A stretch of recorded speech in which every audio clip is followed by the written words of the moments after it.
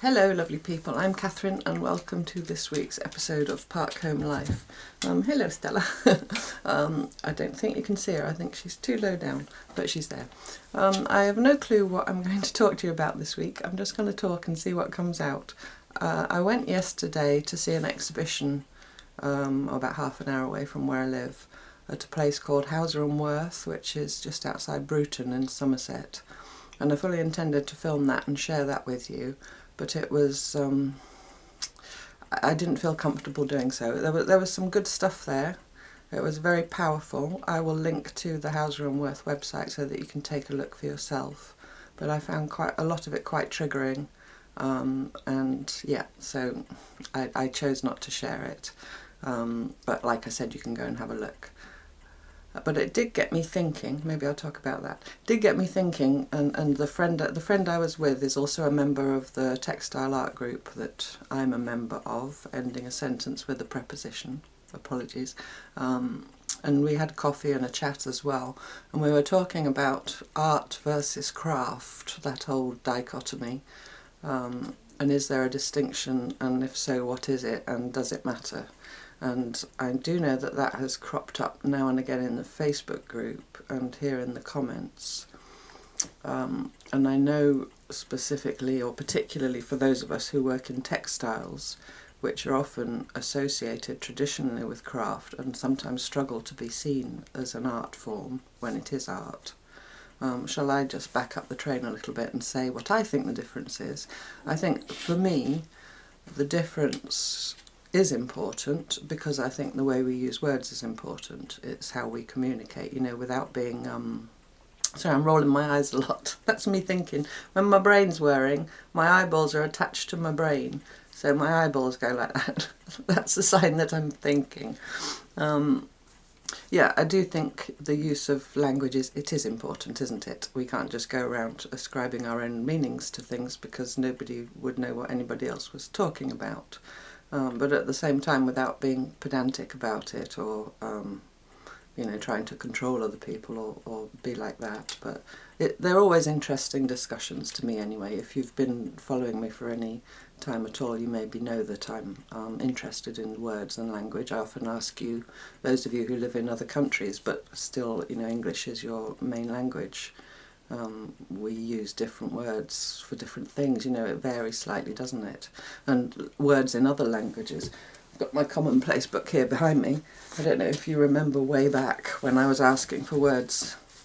Stella, sorry. When I was asking for words for potato, I've got a list in here somewhere. Where is it? This is my commonplace book. There's a video somewhere of how I made it. It's a book for writing random things in, basically. It's like an external brain. Yeah, here we go. Look, can you see? Styles, get down. Don't claw at my new jumper. I must tell them about my new jumper. There's all words for potato that you gave me in the comments here. Potato. And then, what does this say? Scurry funge. Styles, don't knock the tripod. You make the people wobble and make them dizzy. Scurry funge. To rush around cleaning and tidying when you hear of the impending arrival of unexpected guests. That's a good one, isn't it? I bet we've all scurry funged in our time. You know, when you just chuck things in cupboards and kick the dog hair tumbleweeds under the sofa. Well, actually I don't have dog hair because she doesn't shed, but you know what I mean. What else have I got here? Hurkle-durkle. To lounge in bed past the point when it's time to get up. Well, I have been hurkle-durkling this morning and I shall talk about that as well if I remember. But anyway, yeah, words and language. What was I saying? Witter. But we all know wittering's not a bad thing, don't we? Wittering's a good thing, yes. And those of us that might have had it levelled at us as something of an insult can reclaim it, can't we? And say proudly that we're happy to witter. And you're all happy to listen, luckily. So yes, so I do think words are important. And so yeah, so my friend and I were talking about art and craft and the difference. And in textiles often, well certainly in the UK, you'll have to tell me how it is in other countries, you know, in other English-speaking Anglophone countries, craft is kind of, doesn't have the same status, which is not you know, they're two different things. I don't like to put value on, you know, one more than the other and judge like that. I don't like to judge at all, really. They're just different. And to me, art has a story and craft doesn't. What I mean by that is if you create a piece of art, you're trying to invoke an emotion or a message or something of that kind in the person viewing you or listening to, if it's music, or, you know, I'm not only talking about visual art, all the arts, drama, theatre, you know, literature, everything. Literature is literally telling a story, isn't it? But and I think as well that the story that the viewer perceives, or the hearer, whichever it is, perceives, doesn't necessarily have to be the story that the artist had in their mind when they were creating it. But now I'm really going off on a, you know. But I just love thinking about these things, and while my brain's thinking about these things, there's less room for thinking about the sort of non-productive things that infiltrate our brains from time to time, and I'll maybe talk more about that later a little bit as well, if I remember. So yeah, and craft is about, you know, think of words like craftsmanship, or you'll hear people say things like, oh, she took years to perfect her craft. That to me is of huge value. You think of somebody that can produce a beautiful chair from wood or metal, or, you know, somebody who can produce a beautiful quilt, if we go back to textiles, but a quilt that's to be used, you know. And there's an overlap, isn't there? I mean, our comfort coverlets that we're making, mine's here on the back of the chair. Styles, I need both my hands. I can't stroke you, stay down. My comfort coverlet, I'm sure if you're following on Wednesday you've already seen it. This is art and craft, I would say, because it's going to be a useful item. It's going to be a lap blanket, or, you know, I don't know how big it's going to end up.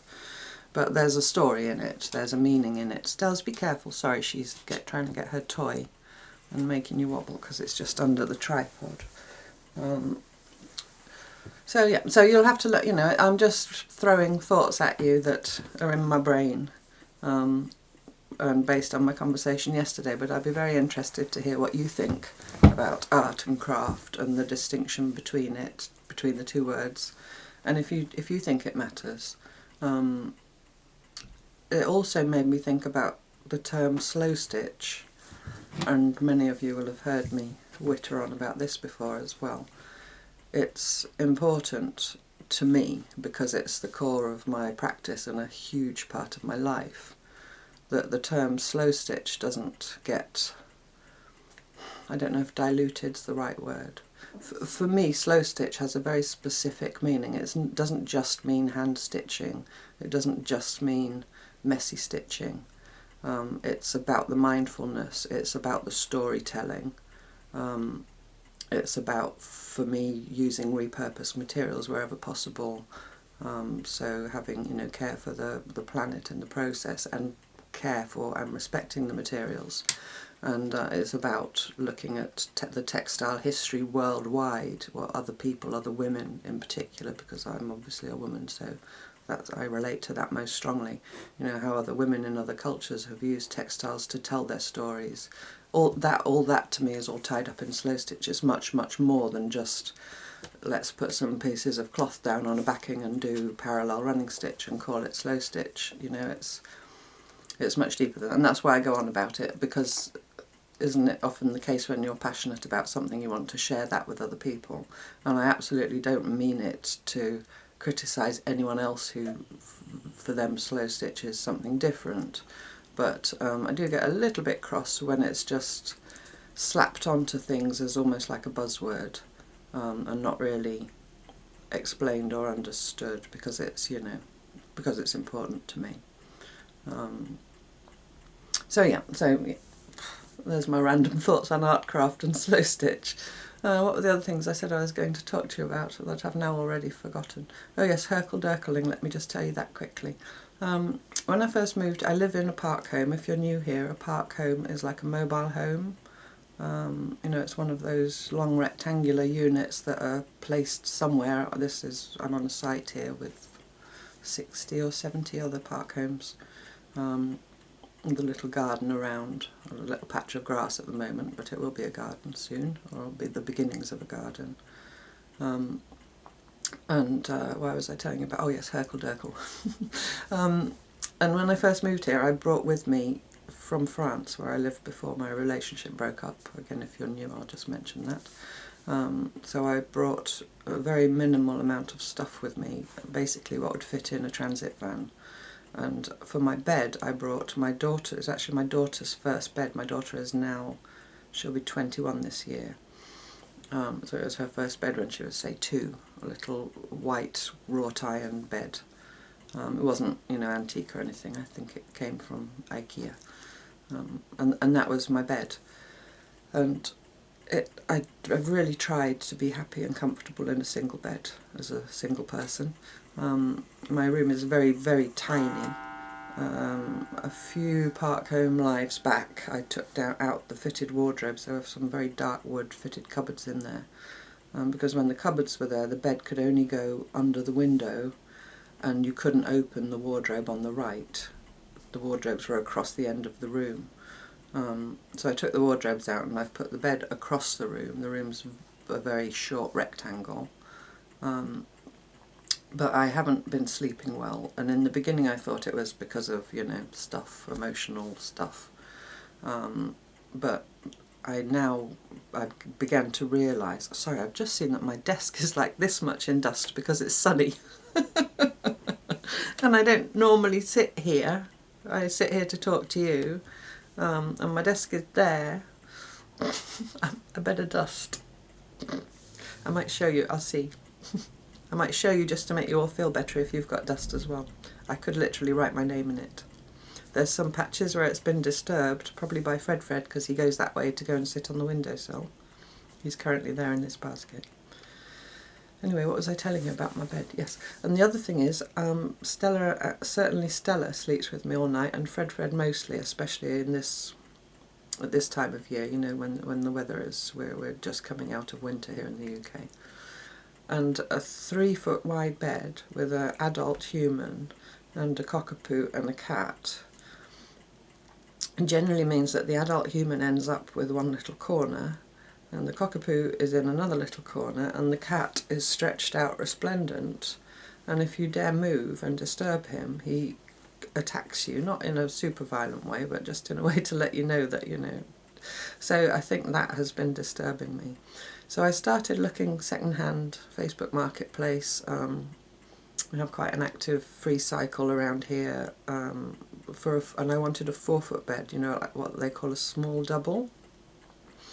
That, because a full-size double, I would barely be able to turn around in my room, and I would, I'd struggle to open the wardrobes and so on.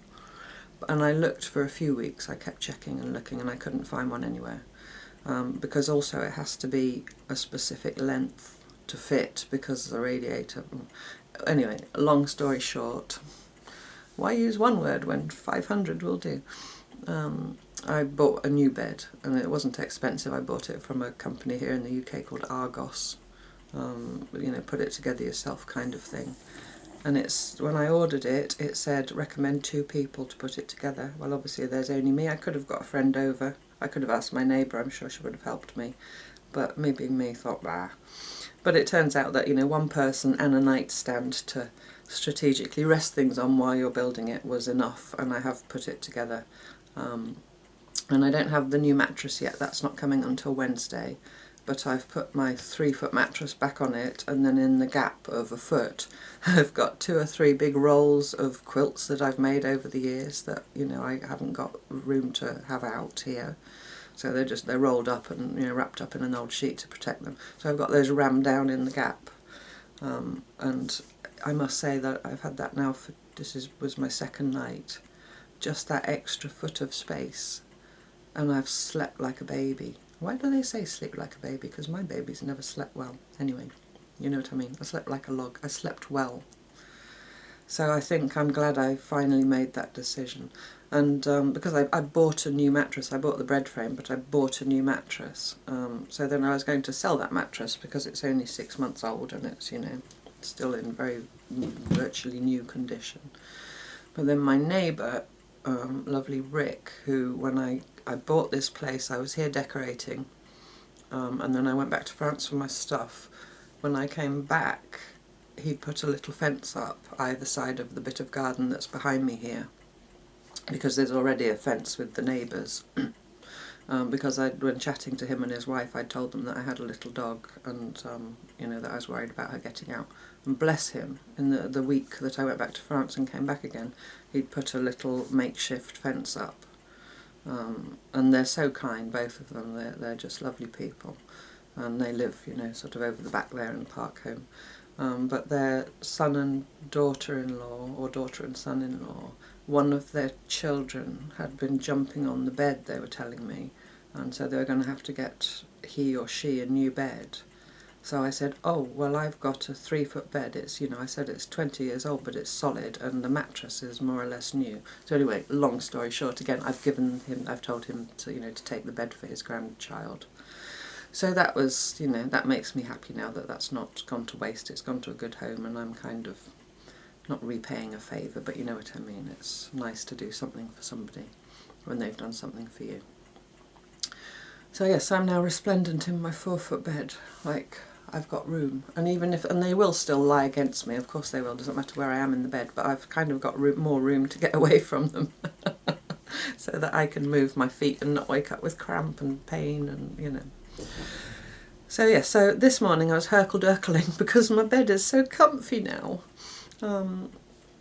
So yeah, and when I say hurkle-durkle, I just mean I got up at 8 instead of 6 or 7, you know.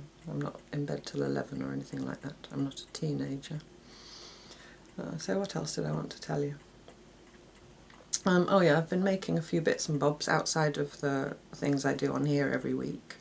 On here, as I'm sure most of you know, on Mondays I do a self-care journal, a double-page spread. On Wednesdays it's the comfort coverlet. This coming week, very exciting, it'll be the first Wednesday in March, so we'll start a new section. I know what I'm going to do, so I hope you like it. And if you don't want to do what I'm doing, obviously you can do your own thing. The other things and then on Friday there's either this video, and every other week is my slow journaling, which is an art journal I'm working on, and I just share with you whatever I'm doing in it at the time. But outside of that, I've got a few bits here. I have to make sure I hold things up in the right place because I can't see. Stells, get down please. I can't see myself because I'm filming with my phone, so all I see are the 3 camera lenses. I can see my reflection in the shiny back of my phone. But that doesn't help me know. I know I'm in frame, I've checked, but I don't know where to hold things up. Machtelt told me there's a little thing you can get to attach your phone to a screen, like a tablet or something, so you can see what your phone sees. I did look at them, they're quite expensive. The other thing I could do, I just thought of, is put a mirror or something over there so I can see in the mirror. But, you know, I don't think I've got a mirror. Well, I've got my great big mirror, but it's... anyway. I hope you can see. I hope you're knitting or stitching or doing something interesting, because I don't feel like I'm being very interesting today, but anyway. Yes, I'm making some scrappy socks on my little 2mm needles. I think that's a US size O or something. This is what people do, isn't it? I don't know how they do it. They hold it against their hand. But you can see, very thin. And it's exactly the same way. I'm sorry, my mouth keeps watering. I don't know what it is. I hope I'm not getting a sore throat. I feel fine, but sometimes that's a sign.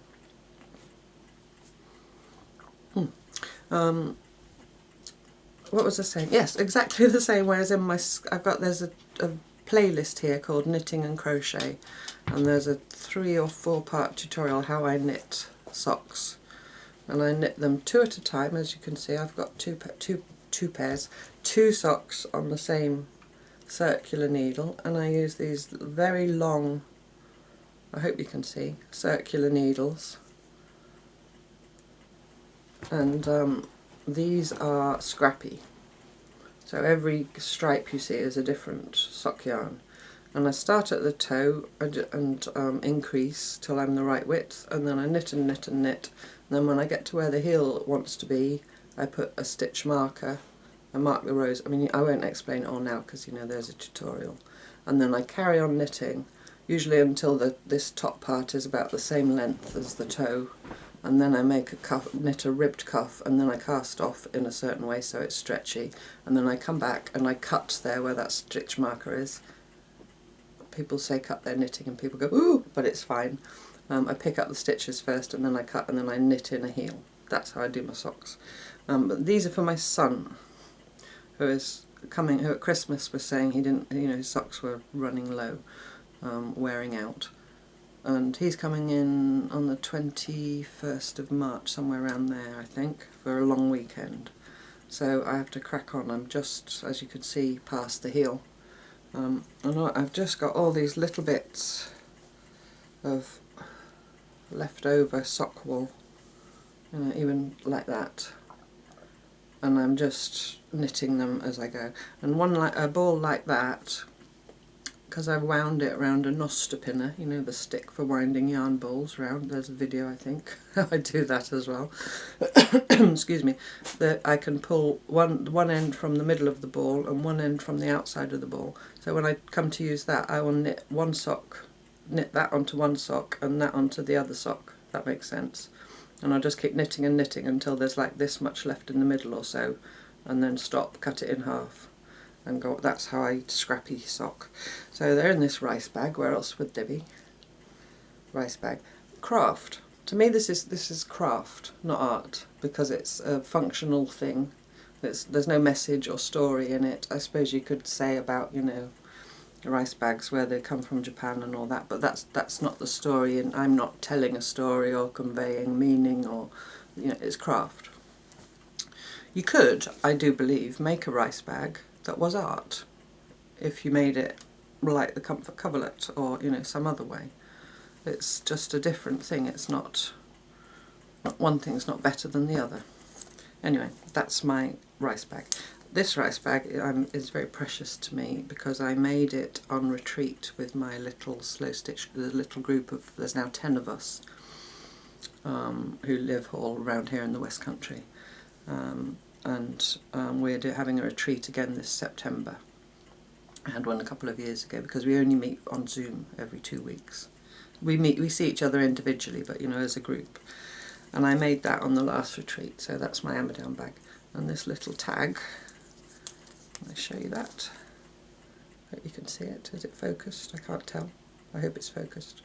That was made for me by my friend Dottie. She made us all one. On the retreat we all took little gifts to share with the others, and that was part of Dottie made, which I think she's printed on that little balsa wood label, and then there's my name, Catherine, on there, and that's hanging on my Amadown rice bag. And these beads, yeah, that reminds me of something else. You see the glass beads? I hope it's focusing. They were in my dreadlocks. And I saw another friend of mine the other day, and her sister was there, and her sister has dreadlocks made by Martha, who used to do my dreadlocks. And I was stroking her hair. I did ask first, and feeling, you know, wistful about. And I'm considering. I don't know yet. I don't know, because it's an expense, and I would have to have them maintained, and, you know, all that kind of thing. But I'm considering it. Maybe not full head, maybe just a few, I don't know. Excuse me.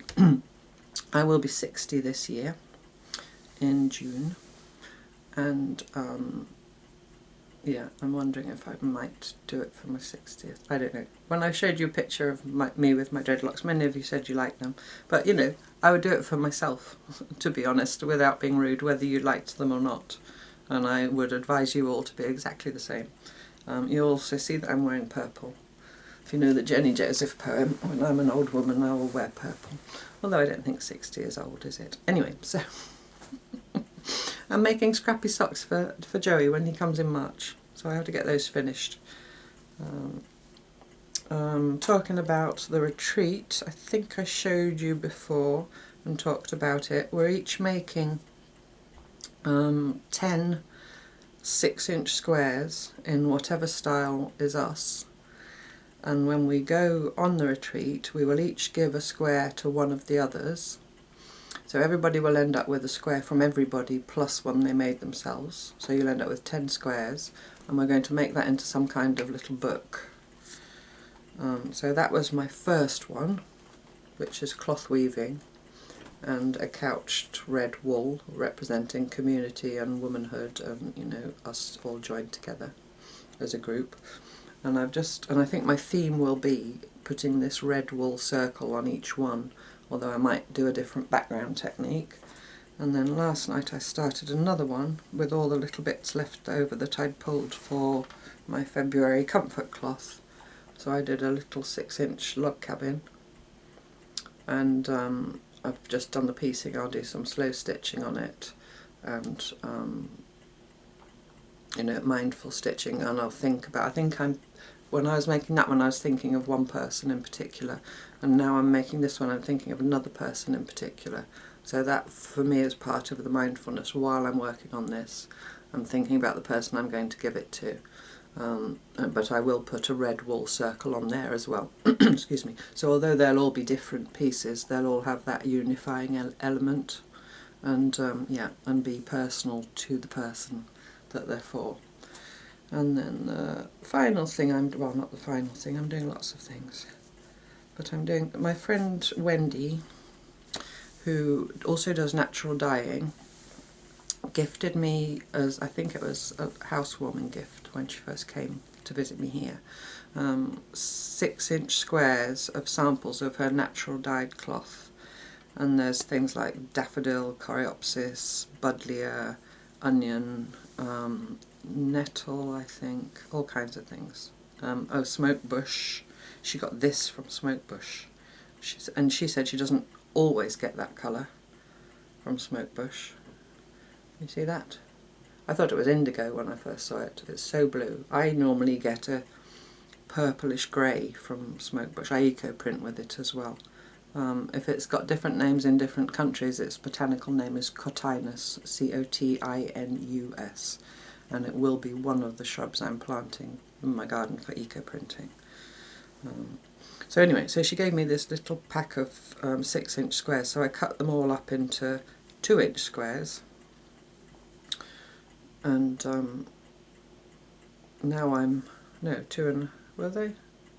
No, sorry, I cut them up into 3-inch squares.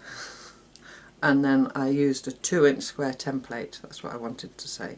So I basted them, folded them around a 2-inch square template, like we did the 9 patch for the middle of the comfort coverlet. This is a method I learnt from Jude Hill, Spirit Cloth. And now I'm making them into 9 patches. And I don't know what I'm doing with them. Maybe a rice bag, who knows. But I'm just joining them. I think the orange is coreopsis. So I'm just joining them by whip stitching, and that's the back. And they're just, I have a little basket here next to me where I sit on the sofa with all these things in, and there's also my crochet granny squares, which is, I'm always crocheting granny squares. You know, I've always got granny squares on the go. In case someone's desperate for a blanket, then I'm ready to go. And then I can just put my hand in there of an evening or an afternoon if it's raining or whatever, and just pull something out. But yeah, I must focus on the socks for my son. So that's what I've been up to. I've also been out a lot lately, here and there, for various reasons. Nice social things with friends, and doing things for my group, my group, the group of which I am a member. That's the correct way to say it, so you don't end the sentence with a proposition. My glasses are all smeary. The group of which I am a member, because I'm currently joint chair of that group, and we're going through a process of some changes, so we're talking to everybody about it. So that's been, you know, some work, and then typing things up and all that. Obviously I'm keeping up with my 3 videos a week, which I love doing, and I've more or less sorted out how I do it so that it can fit it. My life in France for the last certainly 3 or 4 years, I was on my own most of the time, with nothing to do beyond things I decided to do for myself. I mean, I had the horses and chickens, and I grew vegetables and all that kind of thing.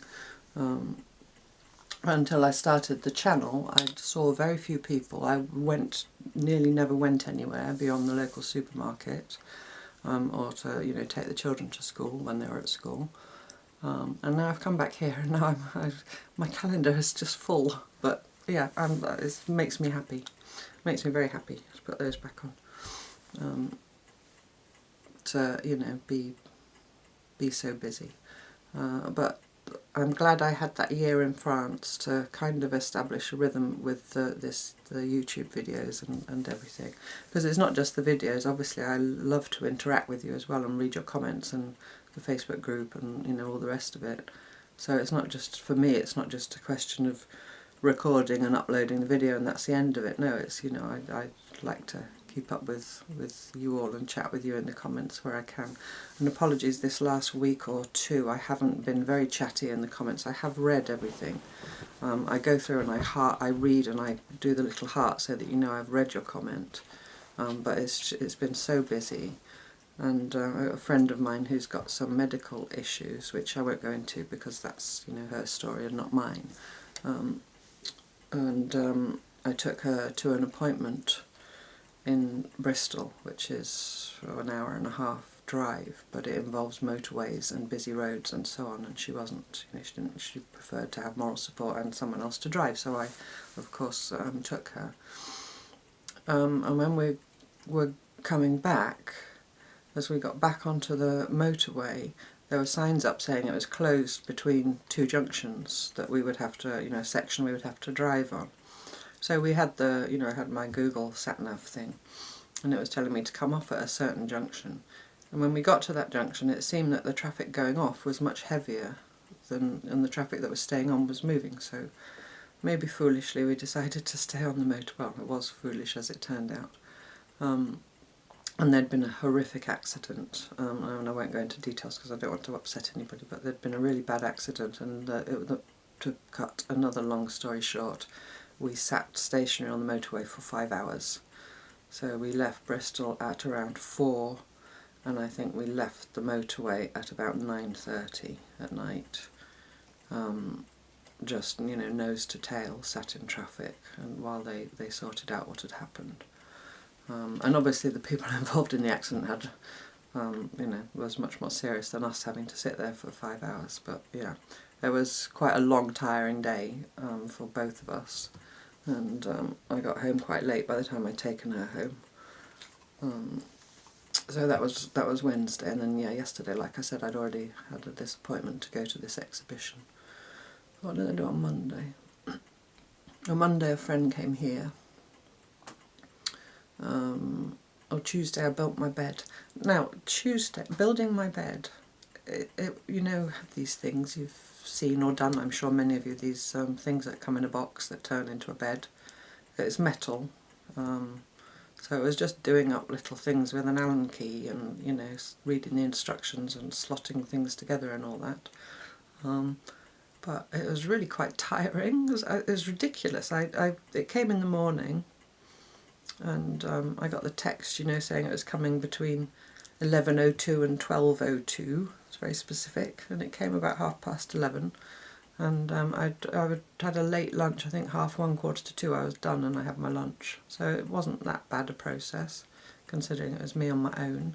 And they had to deliver it here into the living room, because there's not room in the bedroom to lay it all out and have the space free where it's going to stand, if that makes sense.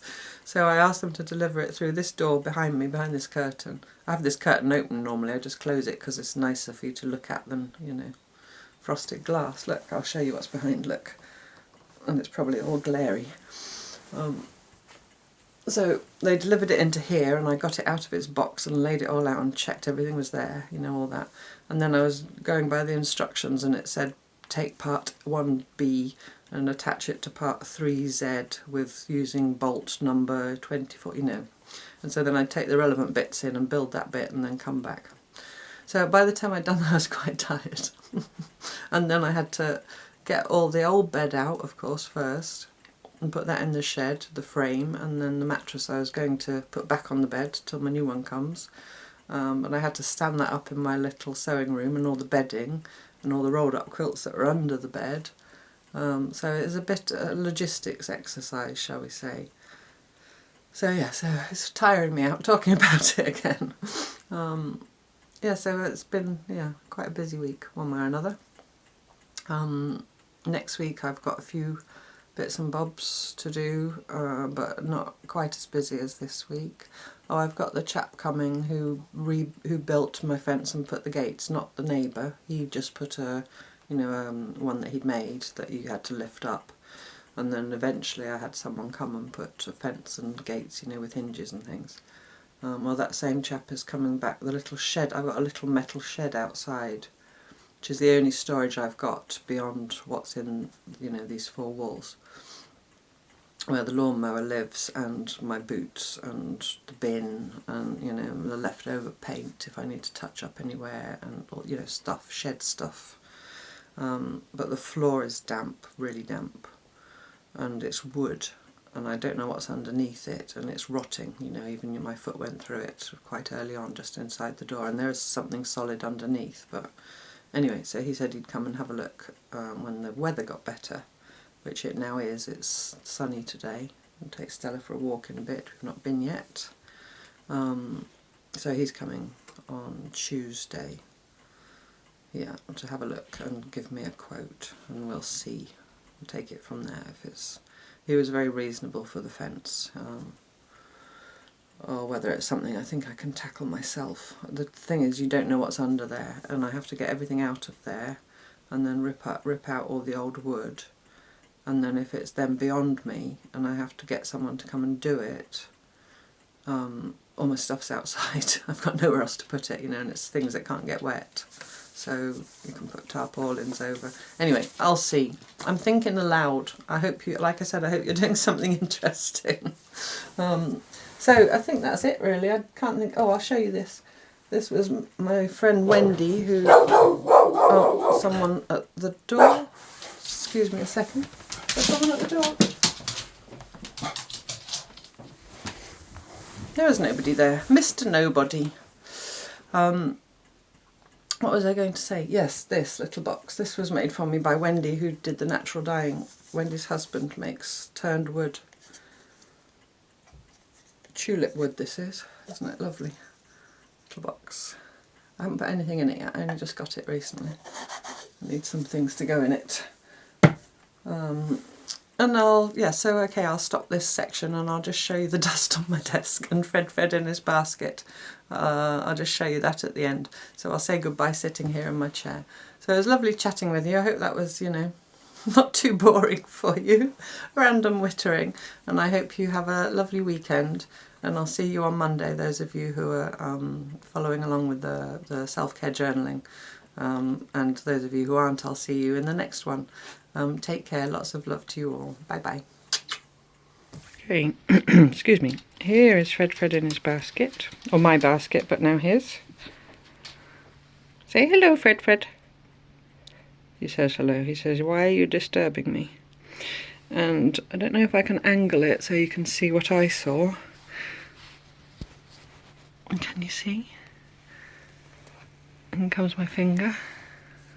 Can I write my name in it?